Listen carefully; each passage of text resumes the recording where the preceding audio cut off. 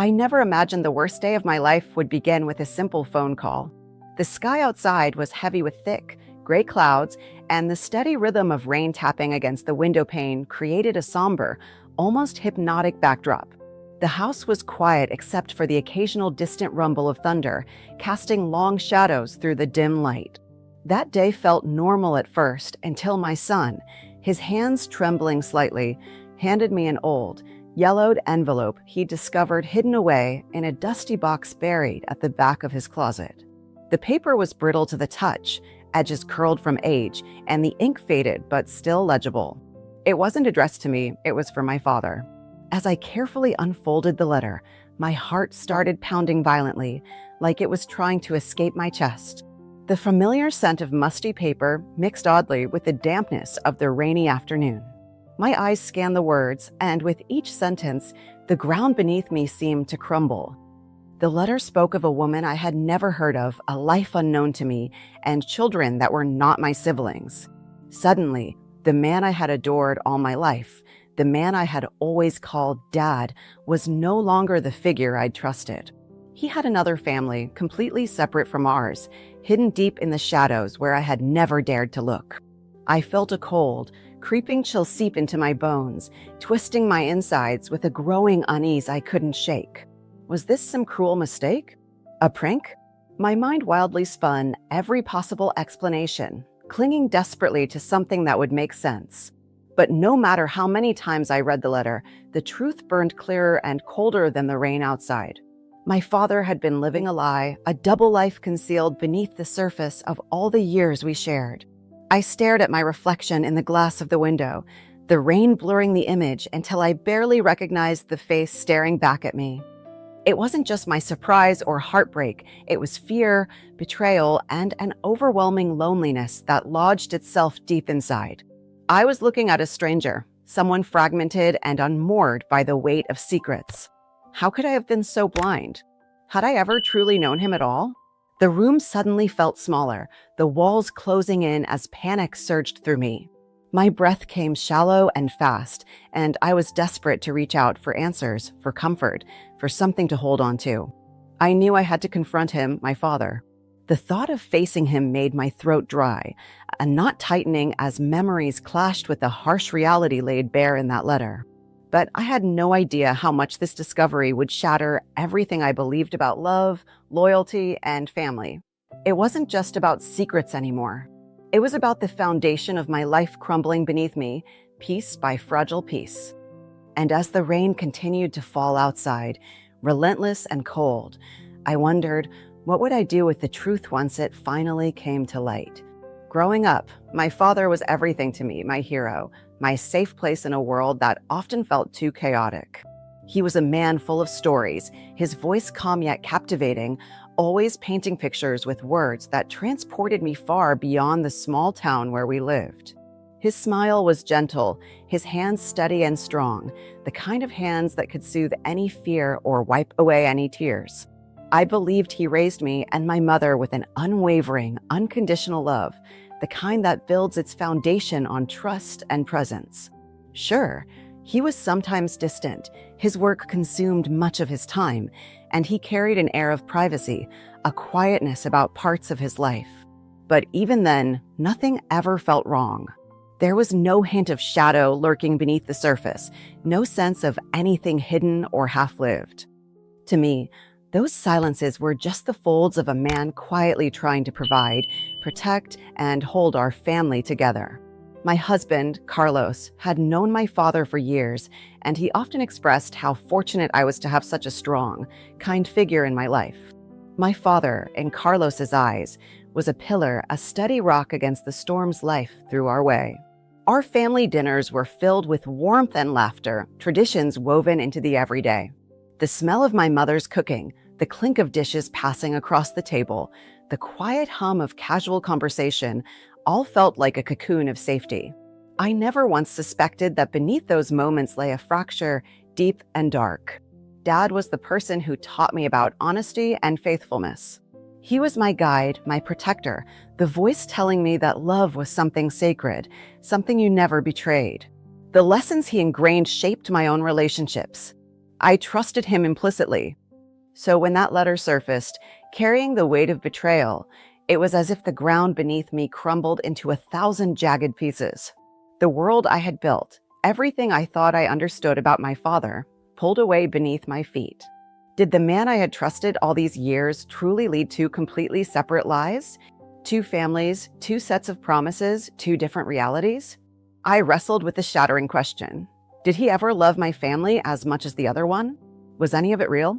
Those doubts gnawed at me like a relentless worm burrowing deeper into my mind.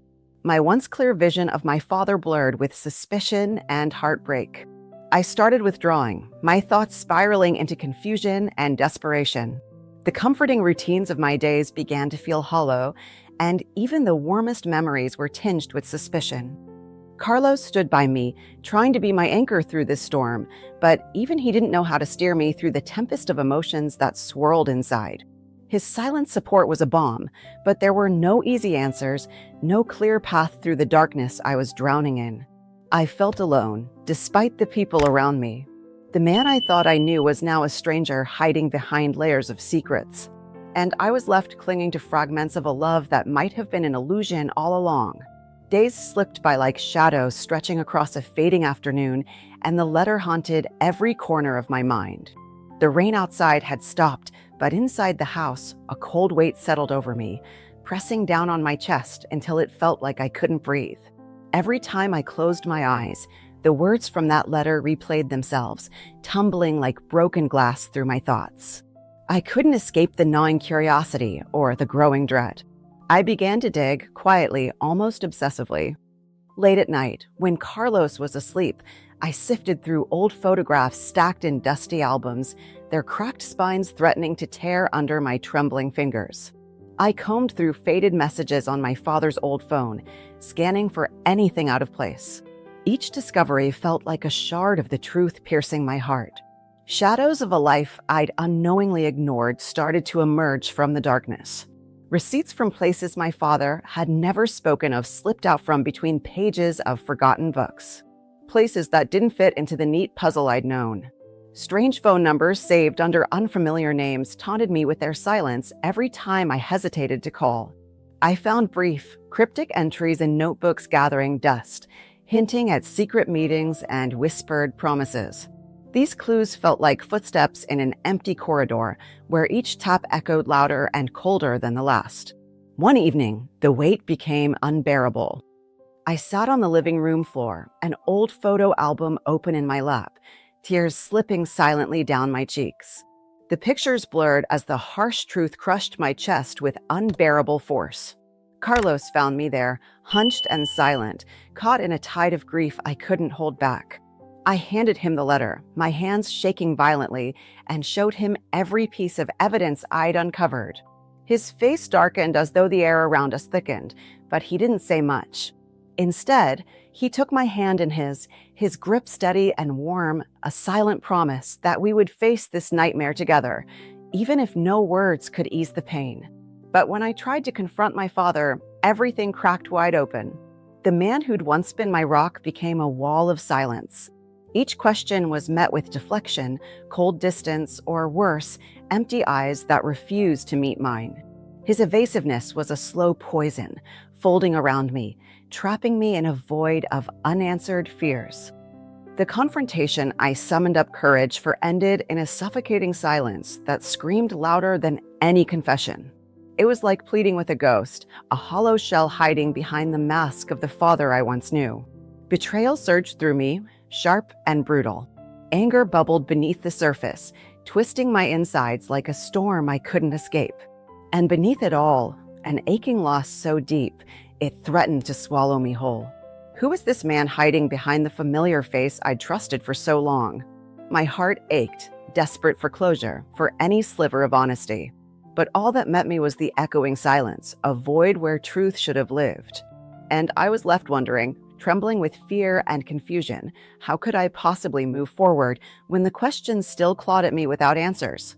One heavy, suffocating afternoon, after weeks of avoiding any conversation with him, Dad finally surprised me by asking to talk. The air in the room felt thick and stale, as if time itself was holding its breath.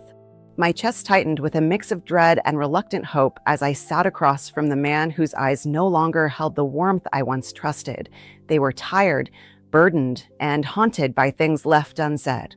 The dim light from the flickering lamp above cast uneven shadows that danced slowly across his weathered face, emphasizing the deep lines carved by years of regret and silence.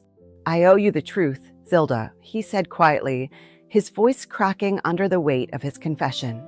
The words felt almost foreign coming from him, like a fragile thread pulling apart a carefully woven tapestry. "I made mistakes. Yes, I had another family, a family I kept hidden because I was afraid. Afraid of losing you, afraid of hurting your mother. But I never stopped loving you." His confession filled the room like a cold wind sneaking through cracked windows.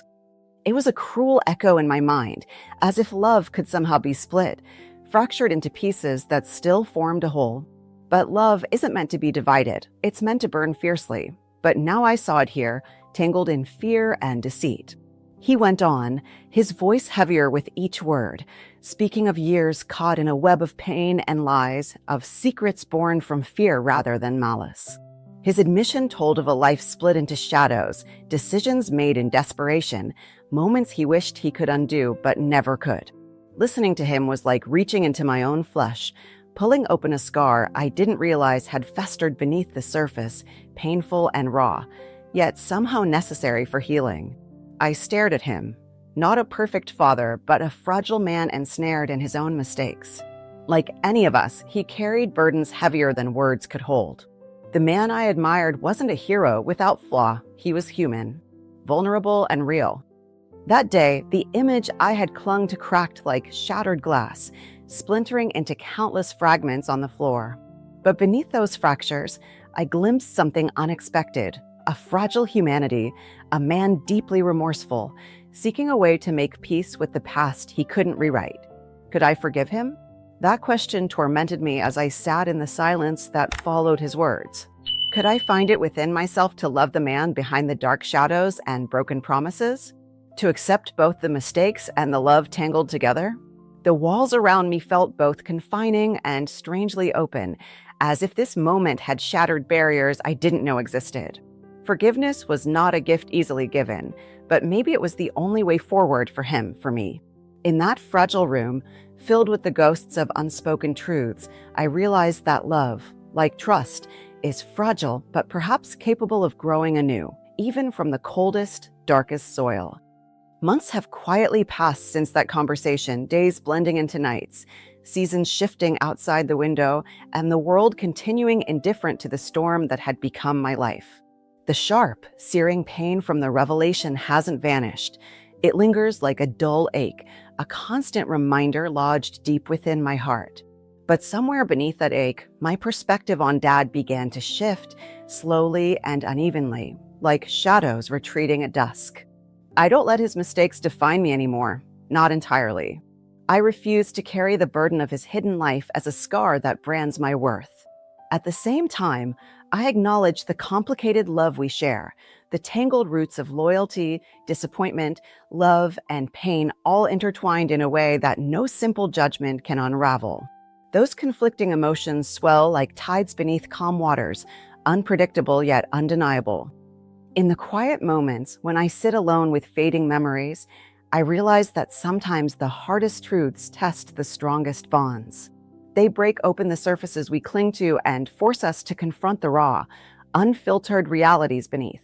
But these truths, as unbearable as they can be, also offer something fragile and precious, the chance to grow, to heal, to rebuild from the shards.